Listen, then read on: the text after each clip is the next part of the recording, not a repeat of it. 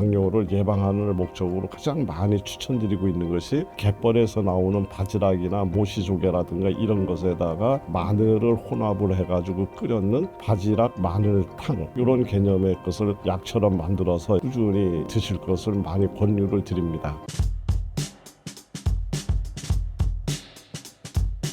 안녕하십니까. 저는 충주에서 모자연 약국 운영하고 있는 한영선 약사입니다. 저는 주로 음식이라든가 생활습관 여러 가지 이런 어떤 상담을 통해서 난치성 질환을 접근해 보고자 그렇게 노력하고 있는 시골 약사입니다. 이번에 푸드닥터 마스터 클래스라는 책을 출간하게 되었는데요. 이 책 내용은 주로 음식으로 난치성 질환이라든가 우리가 여러 가지 질병을 예방하고 또 치유하자 하는 그런 목적에서 출간하게 된 책입니다. 제가 약사 생활을 오랫동안 하면서 이제 많은 난치성 환자들을 만나면서 그분들이 갖고 있는 여러 가지 난치성 질환의 원인은 우리가 이야기하는 응급적인 사고라든가 감염에 의해서 일어나는 경우보다는 대부분의 그 사람들이 잘못된 식습관이라든가 잘못된 생활습관 또 여러 가지 스트레스 이제 이런 것들에 의해서 질환이 발생이 됐는데도 불구하고 현대의학은 이런 부분을 너무나 중요시 여기지 않는 이제 이런 것들을 보면서 이제 우리가 지금 초고령화 사회라는 표현을 많이 쓰면서 장수 시대를 이야기하는데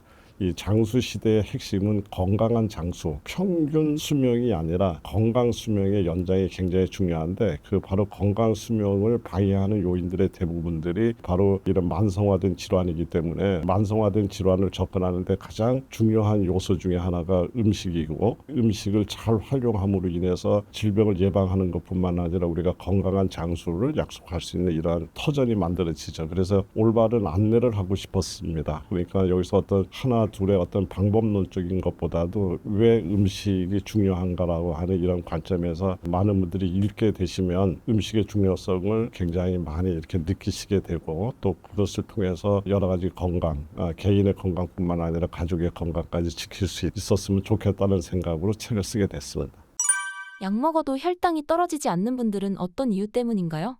네, 그렇습니다. 이 당뇨는 모든 만성 질환의 출발점이 되는 아주 굉장히 중요한 질환이죠. 그래서 당뇨에 대해서 우리가 잘 이해를 해야지 되는데 그런 분들이 종종 있습니다. 저는 약도 잘 먹지요. 그다음에 또 운동도 열심히 합니다. 그리고 식사도 정말 많이 하지 않아요. 그런데 당이 안 떨어집니다. 이제 이런 표현을 하시는 분들을 우리가 종종 만나는데 이제 물론 이제 약물에 내성이 생기셨다든가 다른 약물과 상호작용에 의해서 그런 현상이 일어날 수도 있습니다. 또 췌장의 기능이 약화돼서 베타세포에서 인슐린 분비 기능이 더 약화됐기 때문에 그런 문제가 일어날 수는 있지만 제가 임상에서 만나고 있는 대부분의 이제 그런 분들의 공통점 중에 뭐가 있었냐면 스트레스가 있었습니다. 그래서 제가 이 어떤 스트레스가 왜 당을 조절하지 못하게 만드는가 이제 이 얘기를 제가 잠깐 예를 들어 드리면 은행과 저금하는 어떤 관계를 갖고서 비유적인 설명을 하자면 우리가 사회가 불안하면 은행에서 돈을 저금하는 것이 아니라 인출을 해오듯이 우리 몸이 불안과 초조 여러 가지 긴장 상태가 계속되게 되면 절대적으로 이 당을 세포 속에다 집어넣지 않고 혈액 속에 스탠바이 상태에 시킨다. 이제 이것은 사실은 정식으로 이야기하면 부신에서 만들어지는 코티졸 호르몬의 작용 때문에도 그렇기는 한데요. 그래서 제가 이런 표현을 많이 씁니다. 지금 우크라이나 사람들이 전쟁이 나와서 집이 부서지고 도로가 망가졌는데 이것을 고칠까요? 안 고칠까요? 라는 질문을 제가 드리는데 절대 고칠 수가 없겠죠. 그러니까 우리 몸도 이렇게 긴장 상태에 놓여 있거나 여러 가지 스트레스 상태에 놓여 있을 때는 당을 세포 속에 집어넣어서 정상적인 어떤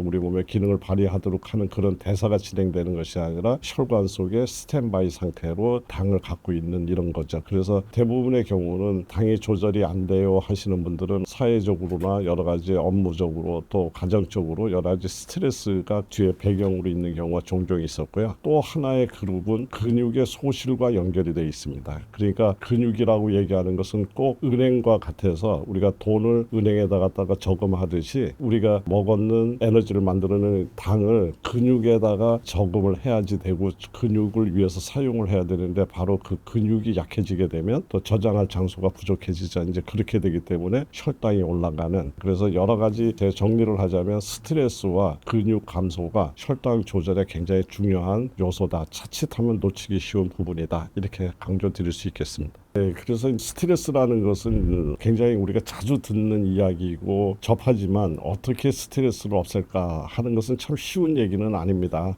우리 이 마음과 관련된 부분이고 또 우리 주변 스트레스를 일으키고 있는 주변 환경과 연결된 부분이라서 쉽지는 않습니다. 예, 그런데 저는 이제 이런 표현을 많이 해요. 유치원생한테 사탕을 줬다가 뺏으니까 유치원생은 울죠. 그런데 대학생이나 어른들한테 사탕을 줬다가 뺏으면 울지 않습니다. 그러니까 사탕을 줬다 뺏은 사건은 똑같은데 하나는 울고 하나는 안 우는 것은 뭐냐면 한 사람은 대학생이 됐기 때문에 그렇죠. 그래서 우리가 똑같은 스트레스라도 내가 얼마만큼 내가 긍정의 요소를 많이 갖고 있는 마음가짐을 갖고 있느냐, 그렇지 않고 부정적이거나 이런 어떤 사고를 많이 갖고 있느냐에 따라서 대처하는 능력의 차이가 분명히 있다고 보고요. 그래서 지금 현재는 그 스트레스를 대처하는 능력이 스트레스를 받을 수밖에 없는 정도의 마음가짐이라면 스트레스 받을 땐 받더라도 한쪽 편에서 자꾸 긍정적인 요소를 키워서 나는 결국은 잘 될 거다. 결국은 이런 과정을 통해서 나는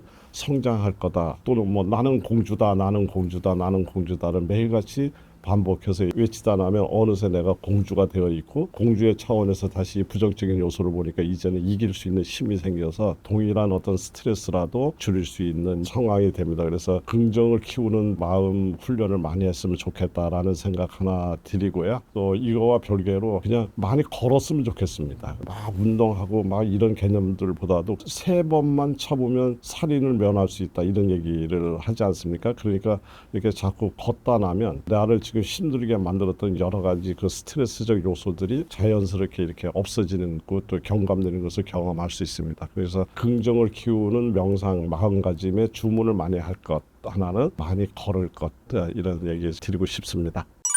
당뇨병을 예방 완화할 수 있는 좋은 음식은 무엇이 있나요?